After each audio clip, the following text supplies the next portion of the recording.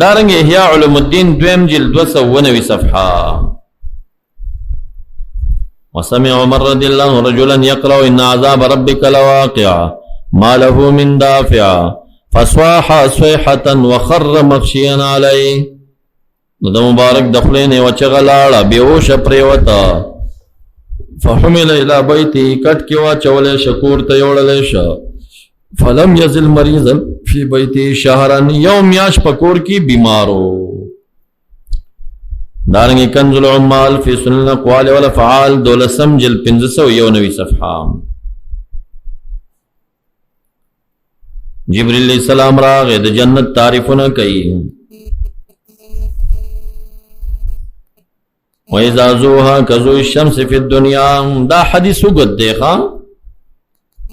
اصلا حدیث دا دی عمر فاروق سے براغ معراج پشپ جنت ته تللی وی مونږ ته خو لګي قصیو کا. نو رحمت علامه ته فرمایي چې کدومره عمر در کې تیر کما څومره چې نوح علی السلام قوم کې تیر کړو الا 50 عامان نهنم سوکالو کنهنم سوکال زد جنت خبر در تکوم نو خلاص بنشي دومره سما په جنت کې کتلی او دا مې چاته ویلم نو خو تارانه تاسو کتا ته به وای ما نو به دا واقعا وته شروع کړی ما اختصار کړی دلته یو معنی وام ما جبریل اسلام ته ویل مې يسير الیها مې اسكنوا ادم رخصتا و چزوها کزو الشمس فی الدنیا ما ته جبریل السلام ویل يسكنها ويسير الیها من يقول الحق ويهدي الى الحق واذا قيل الحق لم يغضب وما تعالى الحق. دا سړی بوتزي ما ویل یا جبریل هل تسمى حدا د چانو مخلقنا قال نعم رجلا واحدا يوم بد تواخلم قلت من ذاك الواحد قال عمر بن الخطاب. شدا خبر وشونو شهق عمر شحقتنا عمر فاروق دخلینی وچغلاړه فخر مخشيا علي الى الغد من تلك الساعه. سبا تر دغه ټیمه بیوش پروتو سبا تر دغه ټیمه بیوش پروتو.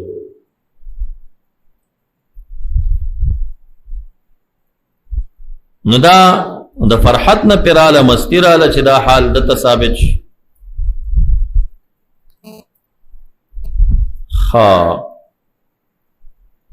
ابو محمد ذکر کی فحدثني عبد الله بن حسن ان عمر بن الخطاب لم يضحك من افيه بعد ذلك حتى فارق الدنيا. د دې حدیث دا اوریدونه بعد پډک خلونه دي خندلی. دارنګ سنن کبرى د بهقی اتم جلد شپږم صفحه. دا دریم چې لیکلی دا د نور صحابه او حالات شوخه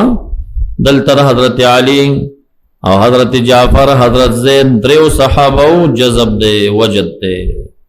نمستین دا کار شوی. نبی اکرم صلی اللہ علیہ وسلم حضرت زید تا فرمائی انت اخونا و مولانا فحجلان اغا حجلو کا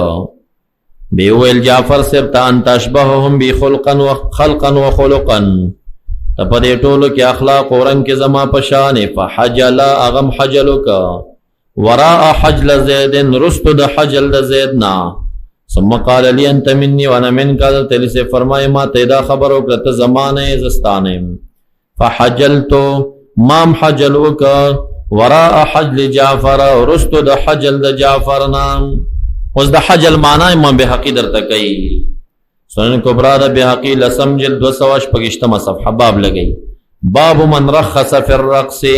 اذا لم يكن في تكسر وتخنص. چاچی رقص ته جواز ور کړی دی کله چې پدې کې تکسر او تخنص نوي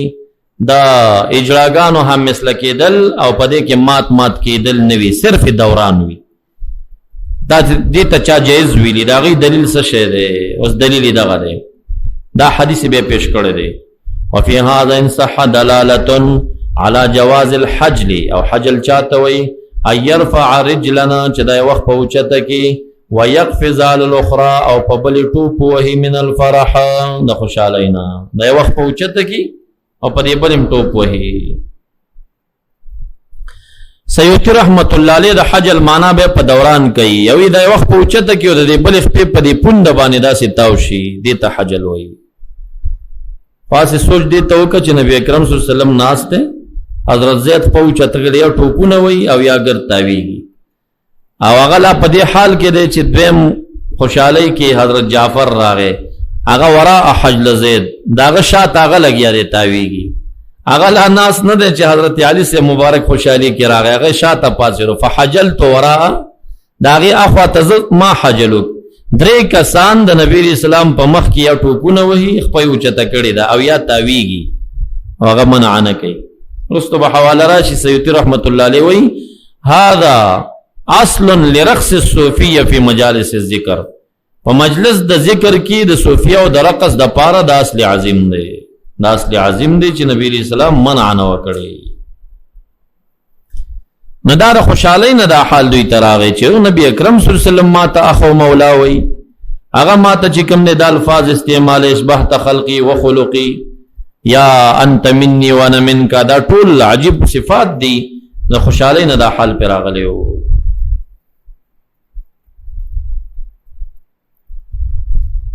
دارنګ تفسیر دوری منصور سوارلسم جل یوصل اتد درشم صفحہ حسن بصری رحمت اللہ علیہ فرمائی کان شاب العہد عمر بن الخطاب رضی اللہ عنہ ملازم المسجد د عمر فاروق زمانہ کې یو ځوان دی چې مسجد سره ملازم او د عبادت سره بس مسجد کې همیشه به عبادت کو فعشقته جاریه یو جاریه پیاشو قشوا فاتته فی خلوت دغه جاریه راله د ځوان ته پزان ته ټیم کې فکلمته خبر او سره وکړي فحدث نفسه بذال هغه بس مطالبه کړي چې ارسي کړي د ځان سره سو خبر وکړي فشهق شهقه وچغي والا نغش پرالا فجاء عم له الى بيته یو تر یو تراغه د کور ته یوړه فلما فاق چر بیدار شو وی ویل یا عم تر زما لال شو عمر فاروق سرته وای فقره مني السلام سلام ورته وایا او ورته وای ما جزاء من خاف مقام ربي سره جزاء دا غچا چې د خدای نه یریږي یو غلط کار پرېږدي ترې لاړ عمر فاروق سرته ویل دلته پکور کې شهق الفتا شهقه اخرى یو دویمه چغواله فمات منها دا غین وفات شا فوقف علی عمر نو عمر فاروق سبراغ ورته ودرېدا وتفرمای لك جنتان بل حدیث میں ولید چې دې دفن کړو دی وخت کې عمر فاروق سے ویل ولیم ز خبر نکړم راغه قبر ته ودرېدا او قبر ته आवाज کوي لك جنتان بیا د قبر نه आवाज ورته راغی چې عمر فاروق ماته جنتونه ملو شو قبر نه आवाज ورته راغی چې ماته جنتونه ملو شو نو دا د غلبې د خشیت نه داسې راځي کم ردود چې مخکې ما ابتدا کې ذکر کړي حمل په تکلف او تصنع باندې دي دارنګ شعب الایمان دویم جلد 250 صفحه کې د صحابه کرامو نه غیر د نورو خواص و خاشعین و حالات ذکر کئی محمد بن سما کوئی دخلت البصرہ فقلت لرجل كنت عارف دلنی علی عبادکما بصرہ کی او کس میں پیجندہ ما ورتوی تاسو کی چی عابدین سوک دی اگر اوخایا فادخلنی علی رجل علیہ لباس الشعر طویل السم نیو سڑی تے بوت لما او ډیر خاموش او لا يرفع راسه الى احد چاته سر نه پورته کو غلخ كتبای قتل ز شروع شم ما سره خبرې کوي ما سره خبرې نه کوي محمد بن سما کوئی فخرجت من عندي ما ته دې مرګري ویل ها ونه ابن عجوز هل لك في دلت دی او کندي بډای او زوی دی اډر غټ عابد دی هغه ته نزي قال فدخل وردا محدثین دی خود دی عباد سرناستی کئی نفیدی دا پارا قال فدخلنا علی فقالت العجوز ندی موری ویل دی بڑای لا تذکروا لابن شیء من امر جنہ ولا نار زمازوی ملاقات ترالی خگر جنت و جہنم و تم یادوئی کسی بدلتا نہ کوئی اور فتقتلوه قیام جنت یاد قیام جہنم یاد کراتا مڑ بئی کئی تقتلوه علیہ فلیس لی غیره بل زوی می نشتا محمد بن سماک فرمائی فلما دخلنا علیہ چی منگ دن نورلو فیضا علیہ من اللباس مثل مالا صاحبی ومغ جامعیوا منکس رأس دا طویل السمت غلیو ساری اوچت کا فنظر الینا ثم قال ان للناس موقفا لا بد ان يقفوا د ټولو خلق یو میقات دی چې خامخا هلته ودرېږي. ما ورته وویل قال قلت بین یدی من رحمک الله دا میقات ته ودرېدل د چا مخې ته دي؟ ما ته دا تپوس وکړه د چا مخې ته به ودرېږي؟ قال فشهق شهقة وچغې د خولې نه لاړه فمات پس مړ شه. قال ابن سماک فجاءت العجوز مور راله فقالت قتلتم ابني زما زوی مو مړ کا. قال فكنت في من صلى عليه رحمه الله ما ام جنازه کې شرکت وکړه. ګور دا فقط د خالق د یاد سره پاغي باندې مرګ راځي غش راځي. دارنګ الزهد د احمد ابن حنبل اول جل یوصل 22 صفحه.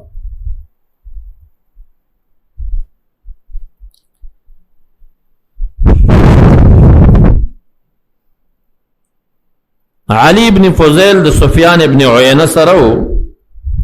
فتحدث سفيان بحديث في ذكر النار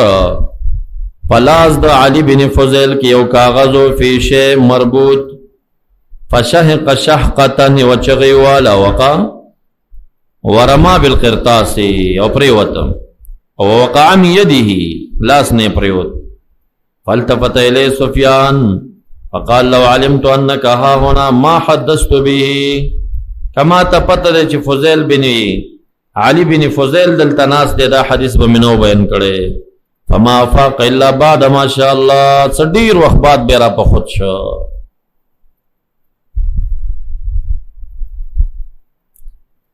دارنګ حلیه کې شپږم جلد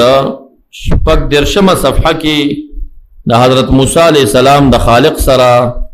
د مناجات او د تکلیم څخه خبرې ذکر دی عجیب دی.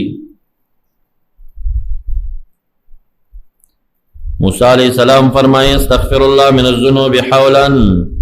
ربی کریم ته فرمائے قد غفرت لهم فقال ربی اذا غفرت لي وافرحت بالمغفرة قلب وافرحت بالمغفرة قلبي واقررت بالمغفرة عين خا افرحت بالمغفرت قلبی او زما زړه دې په مغفرت خوشحال کا او زما سترګې دې په مغفرت باندې اخې کړې او لذت د منطق ستا رادن نشم سامع زماتا. نو یو سوال در نکو مغدا چې فلا ترنی خصم یوم القیامه ازما خصم ورځ د قیامت کې ما ته مخامخ کوا اده چې څوک وژلې وکنه په خطا سره یادې ازما جګړه مار دی کنه دا خصم چې ودیم بخلما کلیم دیم کړما. نو دغه سوال دنه کوم چې هغه چې ما نه څوک مړ شوی دی په خطا کې هغه ما ته بیا قیامت کې مخامخ کوما. قال یا موسی اجورا تسألنی اے موسی علیہ السلام د ظلم سوال را نه کې ظلم حکم چې نه مخامخ کوم در سره. یاتی ملک الموت یوم القیامة قابضا على ذقنک حتى تحثو بین یدی فانتفض موسی خاخا فانتفضا. ربی کریم ته فرمائی اے موسی علیہ السلام ملک الموت با پورز دا قیمت راشی قابض على ذقنک داغا عجیب الفاظ دن چه د انبیاء سره د مخلوق د حق موافق اگر کدی نه خطا شوی دا مؤاخذه نه د خو عام عباد پیری خو بیا مدری خوی ورته کنه خصم خودری نو قابض على ذقنک حتى تحثو بین یدی ملک الموت با قابضی په ذقن ستا باندې تر دې چې زما مخې ته راولي. د دې سره فانتفضا ورپیدا موسی علیہ السلام ورپیدا فغشا علی بیوشی پیرال 7 لیال وشپی ورز بیوشو ورز بعد را بیدار شو. جبرائیل السلام ورتراغ یا موسی اتقطع رجاکا بعد سمعت بالمغفرہ نو امیدی قطع کے امید دې قطع کې مه قطع کوه، تا خو د مغفرت سما کړې ده، بخل شوی. قال یا جبریل لیس یقول خصمی، آیا زما خصم به بیا نه وایي چې یا رب قتلنی هذا، نو خصم چې را مخامخ شي خو به دا وایي نو. فیقول الله یا موسی قتلته، ما ته به وایي تا قتل کړی. فإن قلت لا، کوایم چې نه مې دې قتل کړی، قال لست شاهدک، ولې زه ګواه نه یم څه. وإن قلت نعم، قال لما قتلته، ولې دې وژلی. قال موسی علیہ السلام اوه فشهق شهقة فغشا علیه شهرا،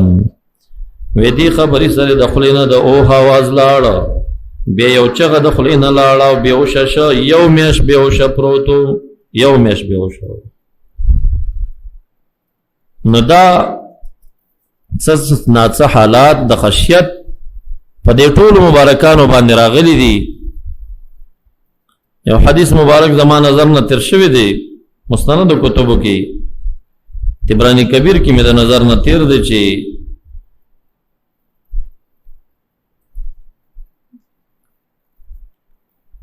دا جبرائیل علیہ السلام یو ځل نبی اکرم صلی الله علیه وسلم ته راغی او ژړلی. نو بیا نبی اکرم صلی الله علیه وسلم ته تپوس وکړه چې ولې، وی د خشیت د باری تعالی نه.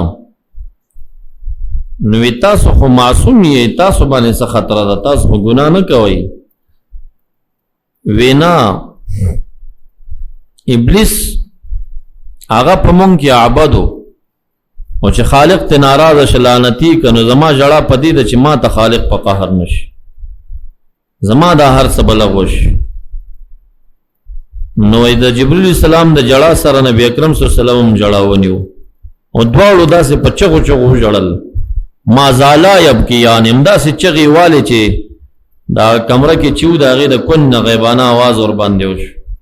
چې تاسو دواړه ما د ذلت د قدم نه ساتلي یې، مه خفه کېږئ، تاسو ما د ذلت د قدم نه ساتلي یې، تاسو به نه خویږئ. وی به د دې سره دې دواړو تسلي وشوه.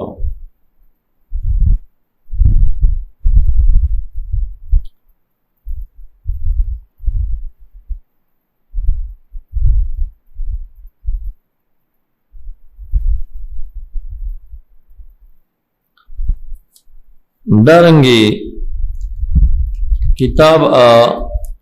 الرقت والبکاء والجل یوصلت اما صفحه، دا د ابن ابی الدنیا تصنیف دی.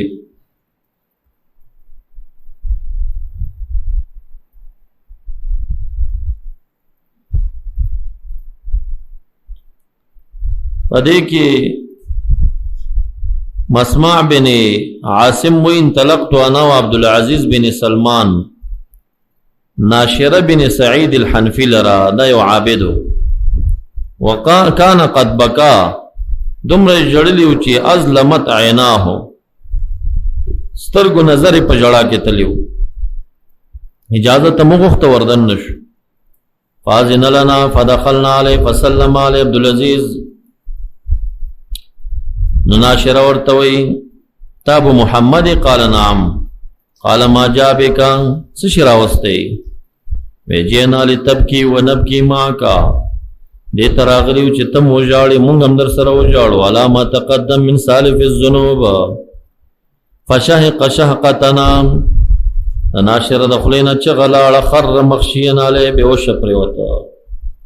وجلس عبدالعزیز یبکي عند راسي وتنادي چغې والې اهل دده، فجعلوا يبكون، اغیم را لاغیم ژړل، حوله، په داسې حال کې وساریع بینهما، چې دی په منځ کې مړ پروتو. دا ناشره چې هم د چغې سره بیا مړ شوی او منځ کې پروتو. فلما رأیت البکا قد کسرا، ما چې ژړا ولیده چې زیاته شوه، انسللت فخرجتو، پشا وسخېدم ترې راووتمه، زه ترې نه رالمه چې دا خلک بوی دا تا مړ که، تا ولې وژړو. دارنګه جامع الحدیث و اشتم جل یوصل 55 صفحه د ابن عباس سے روایت ہے، خدمت عمر خدمتا لم يخدمها احد من آل بیتی، ما د عمر فاروق داسې خدمت کړي چې اهل بیتو کې به چا نه کړي. ولطفت بی لطفا لم یلطف احد من آلی، خاصو ټیمونو کې بورتلم چې څوک بنو. فخلوت به ذات یومنا، یو ورځ ورلم ځان ته فی بیتی او دې یجلسنی و یکرمنی، زبې ځان سکینولم زما به څه عزت کو. فشهق شاقتنا ظننت ان نفسه سوف تخرج منها، وې د عمر فاروق د خولې نه وچغه لاړه او ما ګمان کو چې کېدی شي ساه یې وخیږي، روح ته نه لاړ شي، داسې چغه ته لاړه. دارنګ اعتلال القلوب د خرایتي اول جلد 292 صفحه.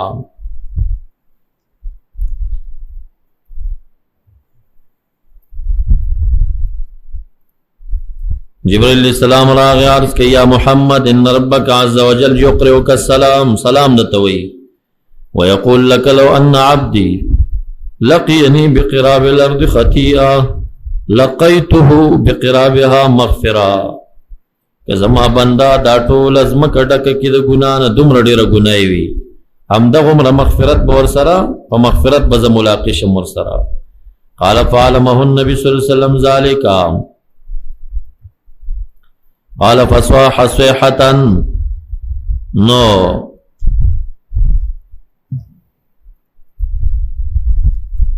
خدا واقعا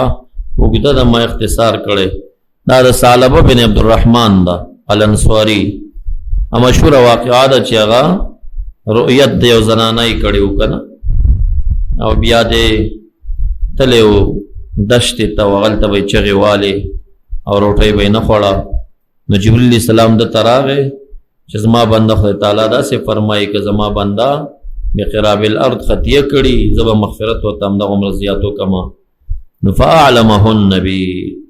نبی علیہ السلام د پوی کا دا هو ضمیر راجع دی اغا ثعلبه بن عبد الرحمن الانصاری تا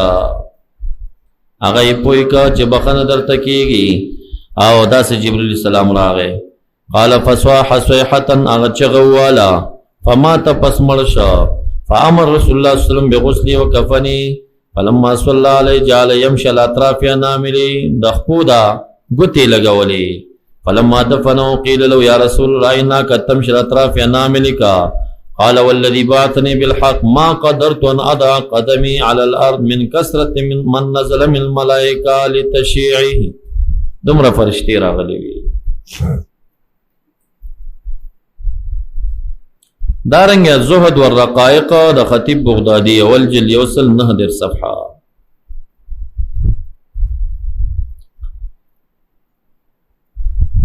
دیکھئے محدث دے مالک ابن دینار تزی ناغا محدث دا مالک ابن دینار زان خی چزم مالک ابن دینارم. قال بخ ابا یحیاء ان كنت كما يقولون انت الذي يزعم هؤلاء انك ازهدهم، دا خلق کوئی چې ته په دې ټولو کې ازهدي کینا کینم در سرا. فالان تمت امنیتی علی ربی فی عاجل الدنیا، دا محدث صالح نمیگی. قال صالح فقمت الیه لاسلم علیه فاقبل القوم، دا مالک بن دینار. فقال انظروا کیف تکونون غدا بین یدی اللہ فی مجمع القیامہ، سوچو کہیں چې خدای تعالی دولند مصحالی. قال فسلمت علیه فرد علیه وقال من انت يرحمك الله، فقلت انا صالح المری.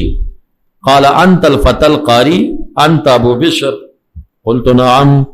قال اقرأ لك تلاوت راتوك يا صالح فلقد كنت احب ان اسمع قراءتك، دا آواز خلیو. قال صالح فحضرني والله ما كنت قد فقدت فابتدأت. آغا سور یادی چی اغا ما ترایات شو. فابتداتو نو فقرأتو فمس تتممت الاستعاذہ، مالا داعوذ باللہ خلاص کڑی نوا، نور تلاوت پری داعوذ باللہ ملا خلاص کڑی نوا، حتی خرر چی پریوت مالک ابن دینار مخشین علی، ثم فاق افاقتا بیارا بیدار. ما تویعود فی قراتک یا صالح فانی لم اقطع نفسی منها. وربما قال صالح ورأيت شيئا عجيبا لم أر من أحد المتعبدين، کان اذا سمع القرآن فتح فاخلب یواز اکڑا قال فعدت فقرأت وقدمنا الى ما عملوا من عمل فجعلناه هباء منثورا ودیزی ترالم قال فصاح صيحة چغی والا ثم انکب لوجهه پر مخ پریوتا وانکشف بعض جسدی وجود بعض زینه مخکارشو فجعل یخور کما یخور الثور گورم چر دے مرنے دا سے بڑبڑی آوازو نرازی لکه څنګه چې هغه غوی علالیږي آواز کوي ثم هدا فدنونا منه لګارام شمون ورنږدې شو ننظرو فاذا هو قد خرجت نفسه كانه خشبا سيتلوا يخكر پروتو مالک ابن دینار قال فخرجنا فسألنا هل وحد سوکشتکنا قالوا عجوز تخدمه یو بڑای دا غره دی خدمت کئی فبعثنا الیها فجاءت فقالت ما له سچل پشوے قلنا قرئ علی القرآن فمات پسمرش قال حق والله من ذا الذي قرأ علی دا چاپ تلاوتو کا لعله صالح القاری دا بصالح مری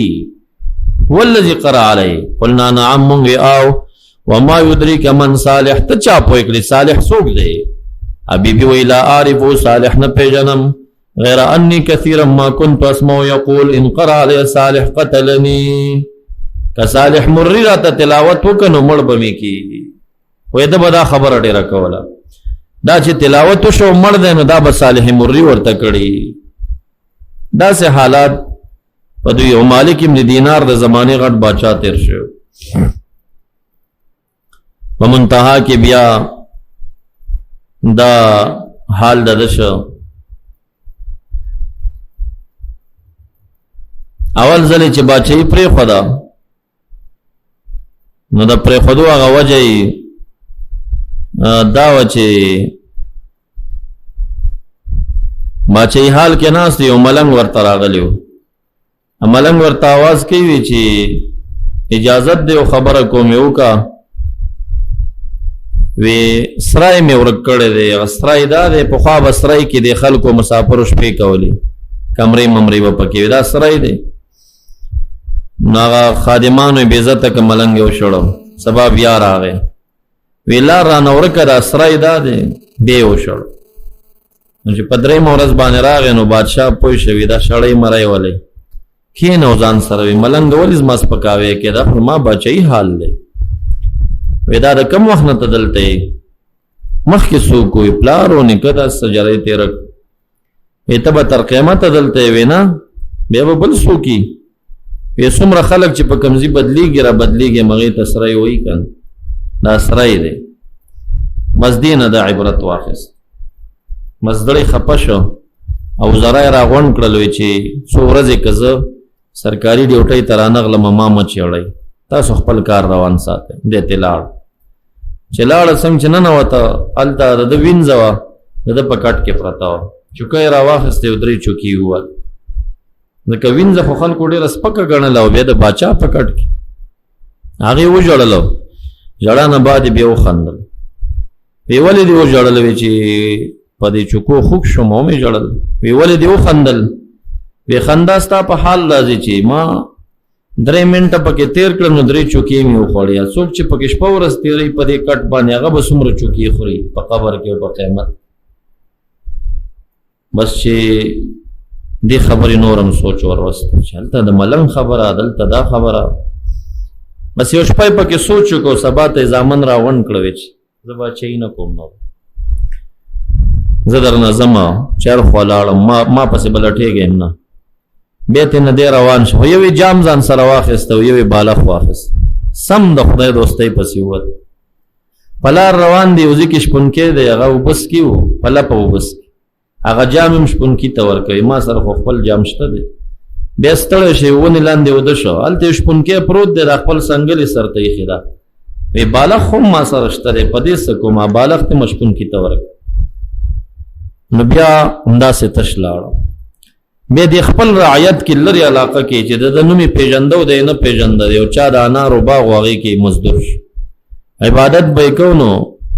یو کال دی باغ کې تیر که 2 کالو د باغ د مالک دغه راله میمانه راله ورشه انار راوشکا نو دی لاړو انار چې راوړه تور شو بیا یې ولېږه چې بیا راوړه بیا هم تور شو نو غصه شو ورته وایي ته په انارو نه پوهېږي ورشه ماتې که بیا راوړه بیا یې صحیح انار راوړه نو بیا ورته هغه مالک وي چې دا ولې ته انار نه پېژنې وایي زه راغلی یم کال 2-4 څومره کېږي ما ستا د باغ انار نه دي ځکلي چې دې خوند څنګه دی زه څه پوهېږم او تا چې وي وڅکه نو بیا مې وڅکل را مې وړه ته خو ډېر پاک سړی تا ته به زه 2 چنده تنخوا در کوم د نورو مزدورانو هغه ورته وي چې 2 چنده راکې زه راکې مزدوري نه کوم زه دنه لاړم وایي چې ولې وایي چې زما د وجې نه ته په ظلم کې اخته کېږې به زه لاړم در لاړو حرم شریف ته ډارې نو دی خپل حکایت کې چې زه څنګه حرم شریف ته ورسېدم او د اول طواف مې کو نو د اول طواف کې طواف ته لا شروع نه یم خو په دې لاره یو حرم نږدې شوی دی لبیک اللهم لبیک زم آواز کوم او یو ځوان را سره د احرام تړلی هغه آواز ډېر خلک روان دي نو داسې د غایب نه آواز راشي د کعبې د خوا نه چې لا لبیک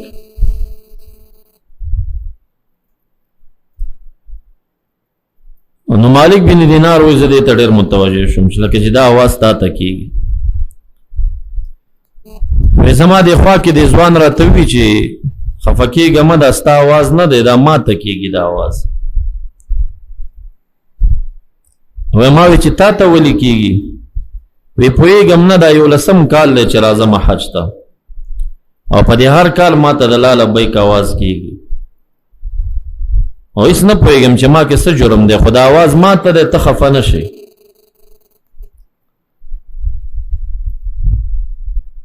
وی ما ورته وی چې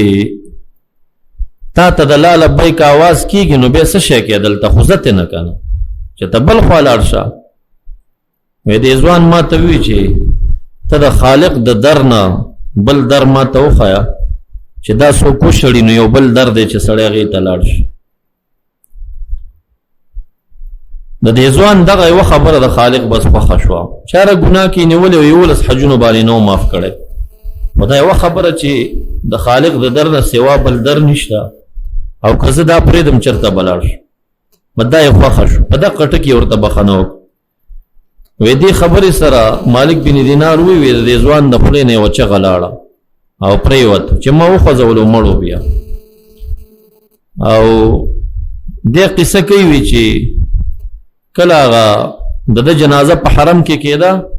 وی عام خلق نه وایم 1 لاک د دنیا اولیاء د جنازې ته جمع شوي 1 لاک اولیاء د دغه کس چې دا صرف په دیوه خبره چې د خالق د در نه سوا بل در نشته دی چې هلته بخشش میلاو شي په دغه یوه خبره باندې دی ګناه معاف شوه او دی د ولایت داسې مقام ته ورسېده چې خدای تعالی د ځمکې اولیاء مامور کړه په دې باندې چې د دې شخص جنازې ته ځان ورسوي